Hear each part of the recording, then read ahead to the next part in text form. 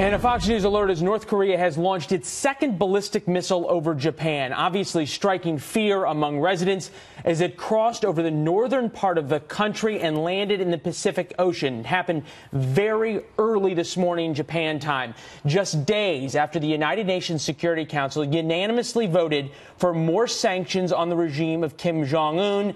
Kim Jong-un not very happy about that, and the Security Council has scheduled an emergency meeting at 3 p.m. today.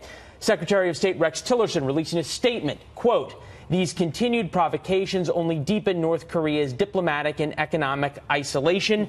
Joining us now, Admiral Robert Natter, retired U.S. Navy four-star admiral who commanded the Navy's 7th Fleet that was based in Japan. Nice to see you, sir. At least so far, it appears as though Kim Jong-un doesn't really care about being more diplomatically and economically isolated, as the Secretary of State put it. That said, the U.S. has missile defense capabilities. The Japanese have missile defense capabilities in Japan. Why not try and shoot this missile down as a response to the North Koreans? Well, for one thing, Leland, the trajectory of this particular missile shot was not a threat to Japan. Something like a Patriot missile site or a THAAD would not have an opportunity to shoot this in its terminal phase.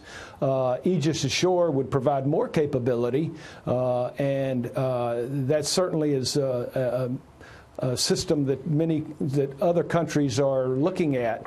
But for this particular shot, it was not a threat to Japan based on its trajectory. Noteworthy, you talk about Aegis destroyers. There's a couple of the Aegis destroyers that are offline right now because they ran aground or ran into another ship or have other issues. So that's something that the 7th Fleet is dealing with. Big picture, though.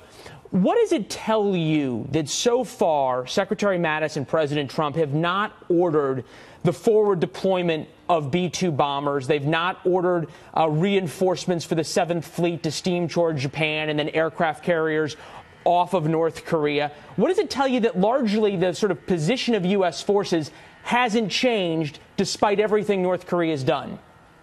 Well, I think the United States leadership is trying mightily not to escalate this thing into a military confrontation, because there will be no winners if there is a military confrontation.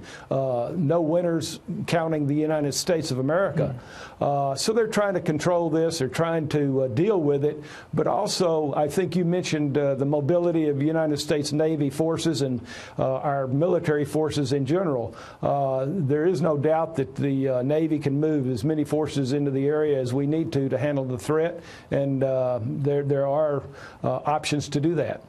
A lot has been made about the distance that this missile flew, that it was almost the exact same distance as from North Korea to Guam, where the U.S. puts so much of its Pacific forces, and also that air base with the B-1 bombers there.